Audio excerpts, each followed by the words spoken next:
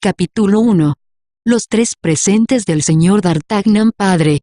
El primer lunes del mes de abril de 1625, el burgo de Meung, donde nació el autor del Roman de la Rose, parecía estar en una revolución tan completa como si los hugonotes hubieran venido a hacer de ella una segunda Rochelle. Muchos burgueses, al ver huir a las mujeres por la calle mayor, al oír gritar a los niños en el umbral de las puertas, se apresuraban a endosarse la coraza y, respaldando su aplomo a algo incierto con un mosquete o una partesana, se dirigían hacia la hostería del Franc Meunier, ante la cual bullía, creciendo de minuto en minuto, un grupo compacto, ruidoso y lleno de curiosidad. En ese tiempo los pánicos eran frecuentes, y pocos días pasaban sin que una aldea a otra registrara en sus archivos algún acontecimiento de ese género. Estaban los señores que guerreaban entre sí. Estaba el rey que hacía la guerra al cardenal. Estaba el español que hacía la guerra al rey. Luego, además de estas guerras sordas o públicas, secretas o patentes, estaban los ladrones, los mendigos, los hugonotes, los lobos y los lacayos que hacían la guerra a todo el mundo. Los burgueses se armaban siempre contra los ladrones, contra los lobos, contra los lacayos, con frecuencia contra los señores y los hugonotes, algunas veces contra el rey, pero nunca contra el cardenal ni contra el español. De este hábito adquirido resulta, pues, que el susodicho primer lunes del mes de abril de 1625, los burgueses, al oír el barullo y no ver ni el banderín amarillo y rojo ni la librea del duque de Richelieu, se precipitaron hacia la hostería del Franc Meunier. Llegados allí, todos pudieron ver y reconocer la causa de aquel jaleo. Un joven, pero hagamos su retrato de un solo trazo. Figuraos a Don Quijote a los 18 años, un Don Quijote descortezado, sin cota ni quijotes, un Don Quijote revestido de un jubón de lana cuyo color azul se había transformado en un matiz impreciso de esas y de azul celeste. Cara larga y atezada. El pómulo de las mejillas saliente, signo de astucia. Los músculos maxilares enormemente desarrollados, índice infalible por el que se reconocía al gascón, incluso sin boina, y nuestro joven llevaba una boina adornada con una especie de pluma. Los ojos abiertos e inteligentes. La nariz ganchuda, pero finamente diseñada. Demasiado grande para ser un adolescente, demasiado pequeña para ser un hombre hecho. Un ojo poco acostumbrado le habría tomado por un hijo de aparcero de viaje, de no ser por su larga espada que, prendida de un talí de piel, golpeaba las pantorrillas de su propietario cuando estaba de pie, y el pelo erizado de su montura cuando estaba a caballo. Porque nuestro joven tenía montura, y esa montura era tan notable que fue notada. Era una jaca del Beam, de 12 a 14 años, de pelaje amarillo, sin crines en la cola, mas no sin gabarros en las patas, y que, caminando con la cabeza más abajo de las rodillas, lo cual volvía inútil la aplicación de la martingala, hacía pese a todos sus 8 leguas diarias. Por desgracia, las cualidades de este caballo estaban tan bien ocultas bajo su pelaje extraño y su porte incongruente que, en una época en que todo el mundo entendía de caballos, la aparición de la susodicha jaca en Meung, donde había entrado hacía un cuarto de hora más o menos por la puerta de Beaugency, produjo una sensación cuyo disfavor repercutió sobre su caballero. Y esa sensación había sido tanto más penosa para el joven d'Artagnan, así se llamaba el Don Quijote de este nuevo Rocinante, cuanto que no se le ocultaba el lado ridículo que le prestaba, por buen caballero que fuese, semejante montura. También él había lanzado un fuerte suspiro al aceptar el regalo que le había hecho el señor d'Artagnan padre. No ignoraba que una bestia semejante valía por lo menos 20 libras. Cierto que las palabras con que el presente vino acompañado no tenían precio. «Hijo mío», había dicho el gentilhombre gascón en ese puro pato y sevea del que jamás había podido desembarazarse Enrique V, «hijo mío, este caballo ha nacido en la casa de vuestro padre, tendrá pronto 13 años, y ha permanecido aquí todo ese tiempo, lo que debe llevaros a amarlo. No lo vendáis jamás, dejadle morir tranquila y honorablemente de viejo. Y si hacéis campaña con él, cuidadlo como cuidaríais a un viejo servidor. En la corte continuó el señor d'Artagnan padre, si es que tenéis el honor de ir a ella, honor al que por lo demás os da derecho vuestra antigua nobleza, mantened dignamente vuestro nombre de gentilhombre, que ha sido dignamente llevado por vuestros antepasados desde hace más de 500 años. Por vos y por los vuestros entiendo vuestros parientes y amigos, no soportéis nunca nada salvo del señor cardenal y del rey. Por el valor, entendedlo bien, solo por el valor se labra hoy día un gentil hombre su camino. Quien tiembla un segundo deja escapar quizá el cebo que precisamente durante ese segundo la fortuna le tendía. Sois joven, debéis ser valiente por dos razones. La primera, porque sois gascón, y la segunda porque sois hijo mío. No temáis las ocasiones y buscad las aventuras. Os he hecho aprender a manejar la espada. Tenéis un jarrete de hierro, un puño de acero. Batíos por cualquier motivo. Batíos, tanto más cuanto que están prohibidos los duelos, y por consiguiente hay 2 veces valor al batirse. No tengo, hijo mío, más que 15 escudos que daros, mi caballo y los consejos que acabáis de oír. Vuestra madre añadirá la receta de cierto bálsamo que supo de una gitana y que tiene una virtud milagrosa para curar cualquier herida que no alcance el corazón. Sacad provecho de todo, y vivid felizmente y por mucho tiempo. Solo tengo una cosa que añadir, y es un ejemplo que os propongo, no el mío porque yo nunca he aparecido por la corte y solo hice las guerras de religión como voluntario. Me refiero al señor de Treville, que fue antaño vecino mío, y que tuvo el honor siendo niño de jugar con nuestro rey Luis XIII, a quien Dios conserve. A veces sus juegos degeneraban en batalla, y en esas batallas no siempre era el rey el más fuerte. Los golpes que en ellas recibió le proporcionaron mucha estima y amistad hacia el señor de Treville. Más tarde, el señor de Treville se batió contra otros en su primer viaje a París, 5 veces. Tras la muerte del difunto rey hasta la mayoría del joven, sin contar las guerras y los asedios, 7 veces. Y desde esa mayoría hasta hoy, quizá 100. Y pese a los edictos, las ordenanzas y los arrestos, vedle capitán de los mosqueteros, es decir, jefe de una legión de césares a quien el rey hace mucho caso y a quien el señor cardenal teme, precisamente él que, como todos saben, no teme a nada. Además, el señor de Treville gana 10.000 escudos al año. Es por tanto un gran señor. Comenzó como vos. Idle a ver con esta carta, y amoldad vuestra conducta a la suya, para ser como él. Con esto, el señor d'Artagnan padre ciñó a su hijo su propia espada, lo besó tiernamente en ambas mejillas y le dio su bendición. Al salir de la habitación paterna, el joven encontró a su madre, que lo esperaba con la famosa receta cuyo empleo los consejos que acabamos de referir debían hacer bastante frecuente. Los adioses fueron por este lado más largos y tiernos de lo que habían sido por el otro, no porque el señor d'Artagnan no amara a su hijo, que era su único vástago, sino porque el señor d'Artagnan era hombre, y hubiera considerado indigno de un hombre dejarse llevar por la emoción, mientras que la señora d'Artagnan era mujer y, además, madre. Lloró en abundancia y, digámoslo en alabanza del señor d'Artagnan hijo, por más esfuerzo que él hizo por aguantar sereno como debía estarlo un futuro mosquetero, la naturaleza pudo más, y derramó muchas lágrimas de las que a duras penas consiguió ocultar la mitad. El mismo día el joven se puso en camino, provisto de los 3 presentes paternos y que estaban compuestos, como hemos dicho, por 13 escudos, el caballo y la carta para el señor de Treville. Como es lógico, los consejos le habían sido dados por añadidura. Con semejante vademecum, d'Artagnan se encontró, moral y físicamente, copia exacta del héroe de Cervantes, con quien tan felizmente le hemos comparado cuando nuestros deberes de historiador nos han obligado a trazar su retrato. Don Quijote tomaba los molinos de viento por gigantes y los carneros por ejércitos. D'Artagnan tomó cada sonrisa por un insulto y cada mirada por una provocación. De ello resultó que tuvo siempre el puño apretado desde Tarbes hasta Meung y que, un día con otro, llevó la mano a la empuñadura de su espada 10 veces diarias. Sin embargo, el puño no descendió sobre ninguna mandíbula, ni la espada salió de su vaina.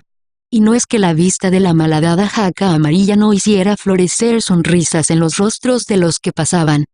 Pero como encima de la jaca tintineaba una espada de tamaño respetable y encima de esa espada brillaba un ojo más feroz que noble, los que pasaban reprimían su hilaridad, o, si la hilaridad dominaba a la prudencia, trataban por lo menos de reírse por un solo lado, como las máscaras antiguas. D'Artagnan permaneció, pues, majestuoso e intacto en su susceptibilidad hasta esa desafortunada villa de Meung. Pero aquí, cuando descendía de su caballo a la puerta del Franc Meunier sin que nadie, hostelero, mozo o palafrenero, hubiera venido a coger el estribo de montar, D'Artagnan divisó en una ventana entreabierta de la planta baja a un gentilhombre de buena estatura y altivo gesto, aunque de rostro ligeramente ceñudo, hablando con dos personas que parecían escucharle con deferencia. D'Artagnan, según su costumbre, creyó muy naturalmente ser objeto de la conversación y escuchó. Esta vez D'Artagnan solo se había equivocado a medias. No se trataba de él, sino de su caballo. El gentilhombre parecía enumerar a sus oyentes todas sus cualidades y como, según he dicho, los oyentes parecían tener gran deferencia hacia el narrador, se echaban a reír a cada instante.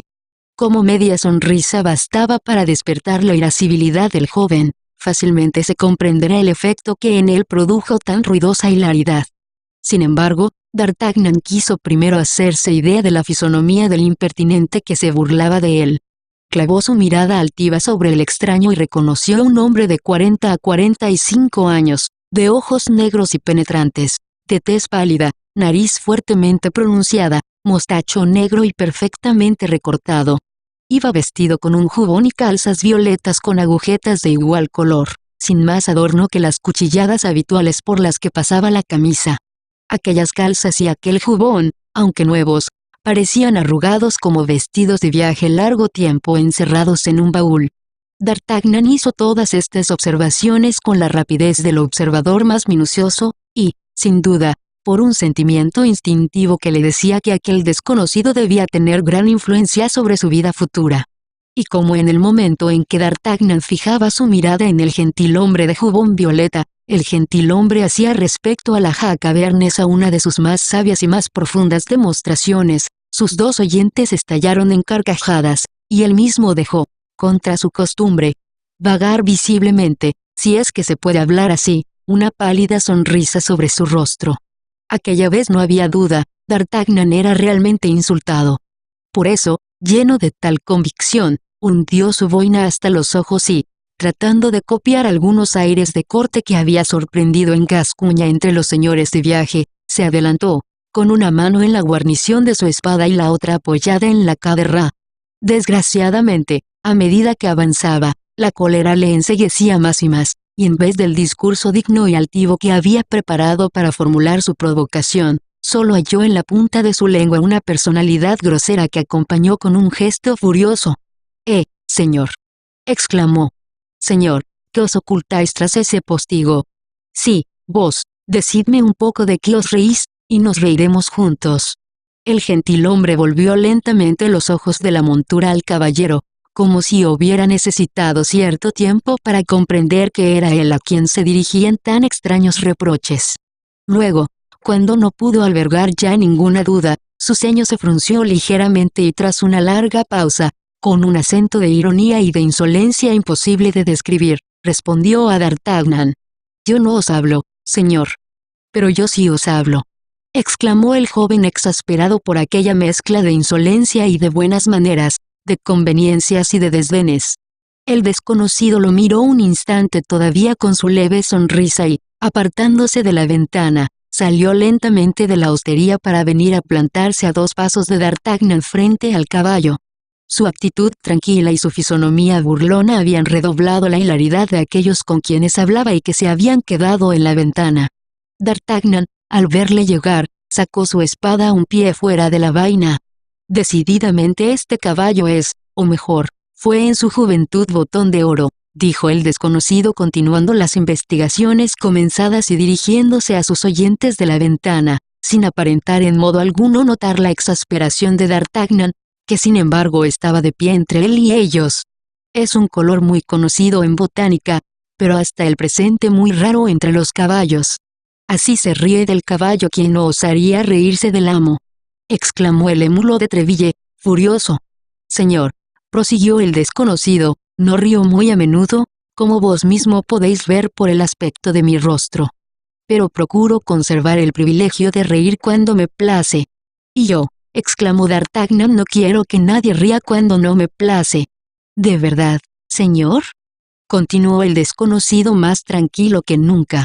Pues bien, es muy justo, y girando sobre sus talones se dispuso a entrar de nuevo en la hostería por la puerta principal, bajo la que D'Artagnan, al llegar, había observado un caballo completamente ensillado. Pero D'Artagnan no tenía carácter para soltar así a un hombre que había tenido la insolencia de burlarse de él. Sacó su espada por entero de la funda y comenzó a perseguirle gritando: «Volveos, volveos, señor burlón, para que no os hiera por la espalda». «Herirme a mí», dijo el otro girando sobre sus talones y mirando al joven con tanto asombro como desprecio. «Vamos, vamos, querido, estáis loco». Luego, en voz baja y como si estuviera hablando consigo mismo: «Es enojoso», prosiguió. «Qué hallazgo para su majestad, que busca valientes de cualquier sitio para reclutar mosqueteros». Acababa de terminar cuando D'Artagnan le alargó una furiosa estocada que, de no haber dado con presteza un salto hacia atrás, es probable que hubiera bromeado por última vez. El desconocido vio entonces que la cosa pasaba de broma, sacó su espada, saludó a su adversario y se puso gravemente en guardia. Pero en el mismo momento, sus dos oyentes, acompañados del hostelero, cayeron sobre D'Artagnan a bastonazos, patadas y empellones. Lo cual fue una diversión tan rápida y tan completa en el ataque, que el adversario de D'Artagnan, mientras éste se volvía para hacer frente a aquella lluvia de golpes, envainaba con la misma precisión, y, de actor que había dejado de ser, se volvía de nuevo espectador del combate, papel que cumplió con su impasibilidad de siempre, mascullando sin embargo: «Vaya peste de gascones. Ponedlo en su caballo naranja, y que se vaya. No antes de haberte matado, cobarde», gritaba D'Artagnan mientras hacía frente lo mejor que podía y sin retroceder un paso a sus tres enemigos, que lo molían a golpes. «Una gascón nada más», murmuró el gentilhombre. «A fe mía que estos gascones son incorregibles. Continuad la danza, pues que lo quiere. Cuando esté cansado ya dirá que tiene bastante». Pero el desconocido no sabía con qué clase de testarudo tenía que habérselas. D'Artagnan no era hombre que pidiera merced nunca. El combate continuó, pues, algunos segundos todavía. Por fin, D'Artagnan, agotado, dejó escapar su espada que un golpe rompió en dos trozos. Otro golpe que le hirió ligeramente en la frente, lo derribó casi al mismo tiempo todo ensangrentado y casi desvanecido. En este momento fue cuando de todas partes acudieron al lugar de la escena. El hostelero, temiendo el escándalo, llevó con la ayuda de sus mozos al herido a la cocina, donde le fueron otorgados algunos cuidados.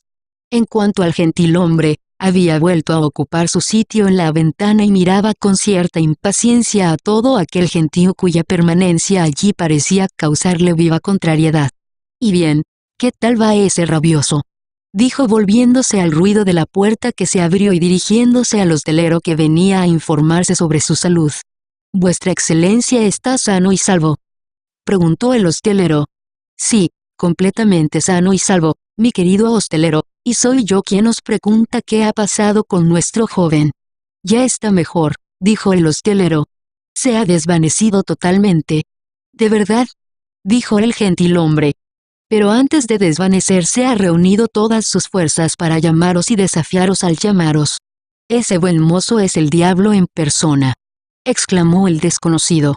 «Oh, no, excelencia, no es el diablo», prosiguió el hostelero con una mueca de desprecio.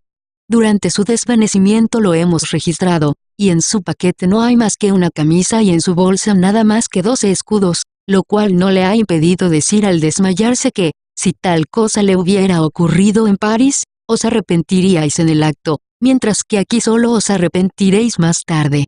«Entonces», dijo fríamente el desconocido, «es algún príncipe de sangre disfrazado». «Os digo esto, mi señor», prosiguió el hostelero, «para que toméis precauciones. Y ha nombrado a alguien en medio de su cólera. Lo ha hecho». Golpeaba sobre su bolso y decía: «Ya veremos lo que el señor de Treville piensa de este insulto a su protegido». «¿El señor de Treville?», dijo el desconocido prestando atención. Golpeaba sobre su bolso pronunciando el nombre del señor de Treville. «Veamos, querido hostelero», Mientras vuestro joven estaba desvanecido, estoy seguro de que no habréis dejado de mirar también ese bolso. ¿Qué había? Una carta dirigida al señor de Treville, capitán de los mosqueteros. ¿De verdad? Como tengo el honor de decíroslo, excelencia. El hostelero, que no estaba dotado de gran perspicacia, no observó la expresión que sus palabras habían dado a la fisonomía del desconocido. Este se apartó del reborde de la ventana sobre el que había permanecido apoyado con la punta del codo, y frunció el ceño como hombre inquieto. «Diablos», murmuró entre dientes. «Me habrá enviado Treville a ese gascón. Es muy joven. Pero una estocada es siempre una estocada, cualquiera que sea la edad de quien la da, y no hay por qué desconfiar menos de un niño que de cualquier otro. Basta a veces un débil obstáculo para contrariar un gran designio». Y el desconocido se sumió en una reflexión que duró algunos minutos. «Veamos, huésped», dijo, «es que no me vais a librar de ese frenético. En conciencia, no puedo matarlo, y sin embargo», añadió con una expresión fríamente amenazadora, «sin embargo, me molesta». «¿Dónde está?» «En la habitación de mi mujer, donde se le cura, en el primer piso. Sus harapos y su bolsa están con él. ¿No se ha quitado el jubón?» «Al contrario, todo está abajo, en la cocina. Pero dado que ese joven loco os molesta, por supuesto, provoca en vuestra hostería un escándalo que las gentes honradas no podrían aguantar. Subid a vuestro cuarto, haced mi cuenta y avisad a mi lacayo». «¿Cómo? El señor nos deja ya. Lo sabéis de sobra, puesto que os he dado orden de ensillar mi caballo. ¿No se me ha obedecido?» «Claro que sí, y como vuestra excelencia ha podido ver, su caballo está en la entrada principal, completamente aparejado para partir». «Está bien, haced entonces lo que os he pedido». «Vaya», se dijo el hostelero. «¿Tendrá miedo del muchacho?» Pero una mirada imperativa del desconocido vino a detenerle en seco. Saludó humildemente y salió. «No es preciso advertir a Milady sobre este bribón», continuó el extraño. «No debe tardar en pasar. Viene incluso con retraso. Decididamente es mejor que monte a caballo y que vaya a su encuentro, solo que si pudiera saber lo que contiene esa carta dirigida a Treville». Y el desconocido, siempre mascullando, se dirigió hacia la cocina.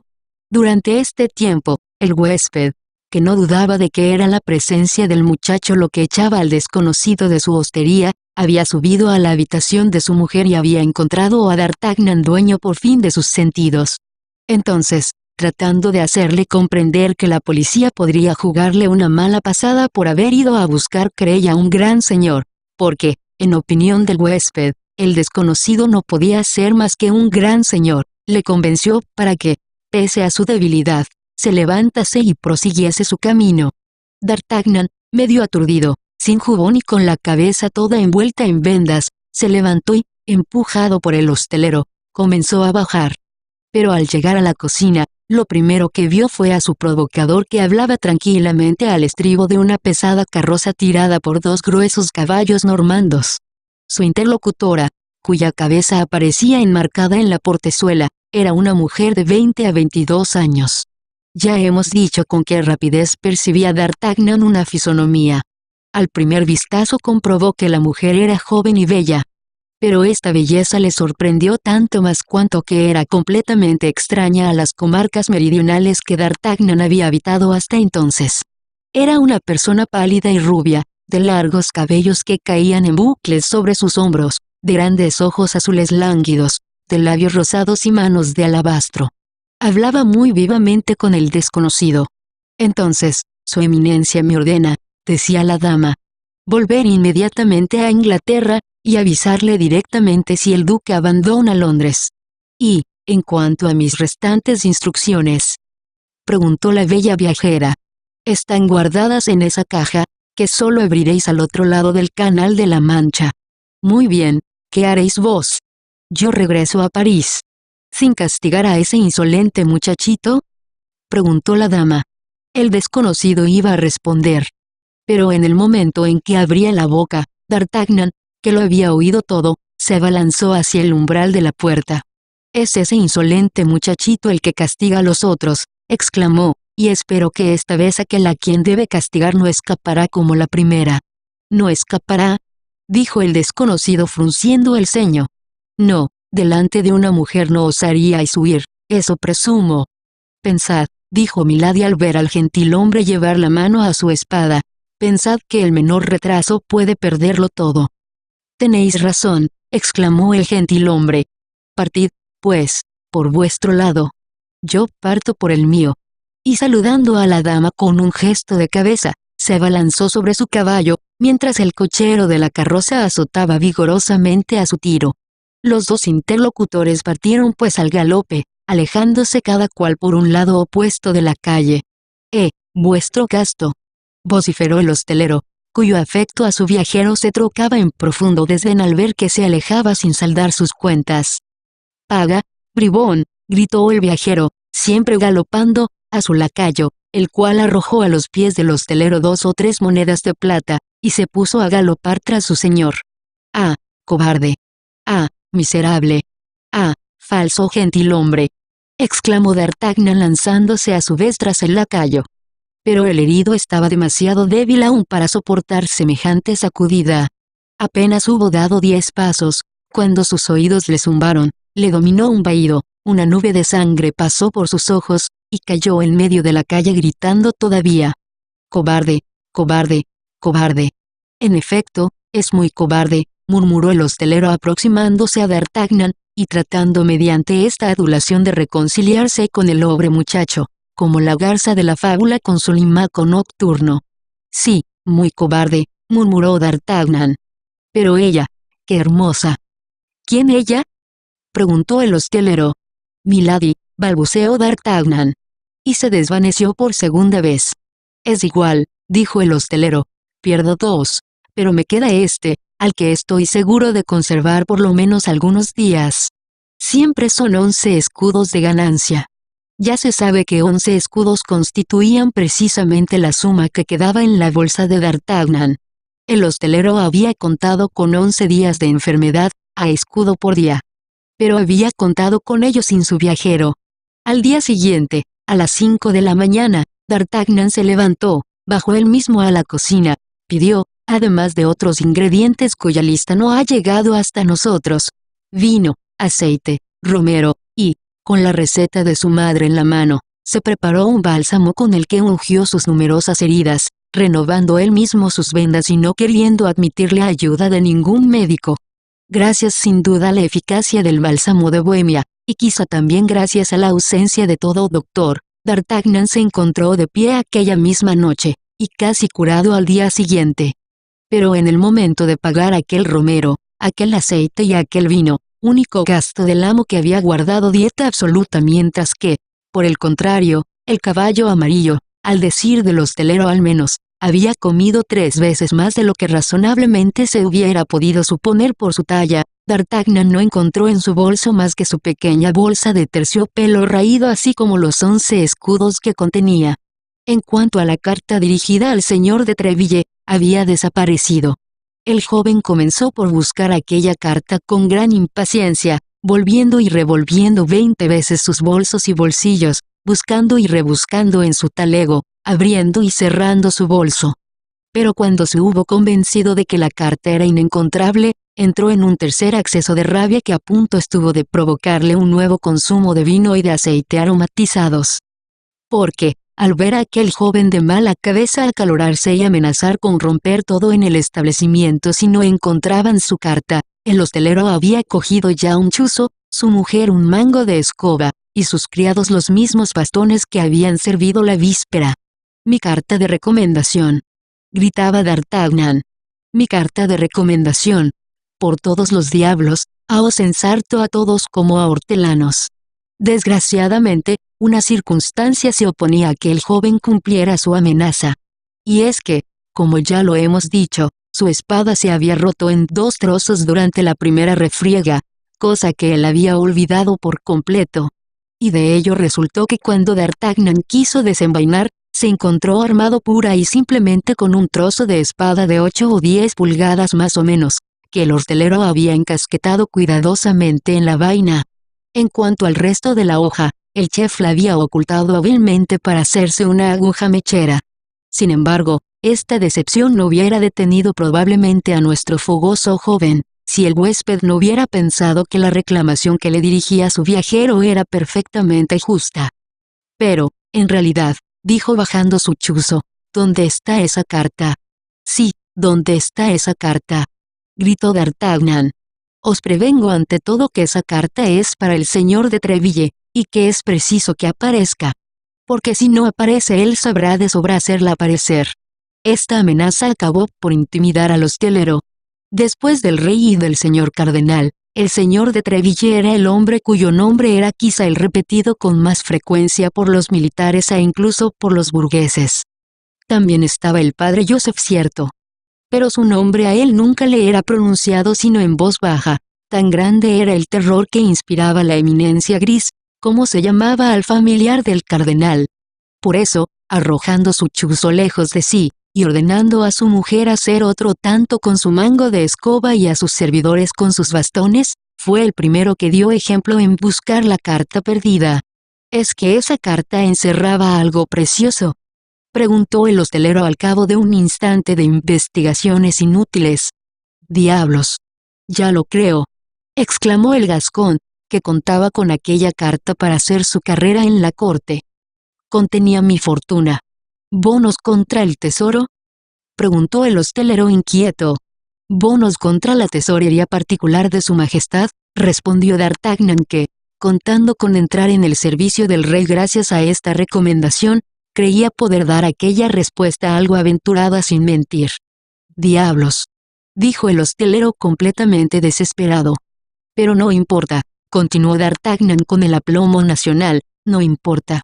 El dinero no es nada, pero esa carta sí lo era todo. Hubiera preferido perder antes 1000 pistolas que perderla. Nada arriesgaba diciendo 20.000, pero cierto pudor juvenil lo contuvo. Un rayo de luz alcanzó de pronto la mente del hostelero, que se daba a todos los diablos al no encontrar nada. «Esa carta no se ha perdido», exclamó. «Ah», dijo D'Artagnan. «No. Os la han robado». «¿Robado? ¿Y quién?» «El gentilhombre de ayer. Bajó a la cocina, donde estaba vuestro jubón. Se quedó allí solo. Apostaría que ha sido él quien la ha robado». «¿Lo creéis?», respondió D'Artagnan poco convencido, porque sabía mejor que nadie la importancia completamente personal de aquella carta, y no veía en ella nada que pudiera provocar la codicia. El hecho es que ninguno de los criados, ninguno de los viajeros presentes hubiera ganado nada poseyendo aquel papel. «Decís, pues», respondió D'Artagnan, «que sospecháis de ese impertinente gentilhombre». «Os digo que estoy seguro», continuó el hostelero.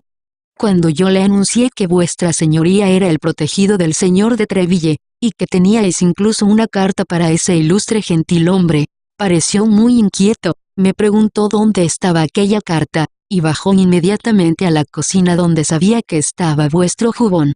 «Entonces es mi ladrón», respondió D'Artagnan.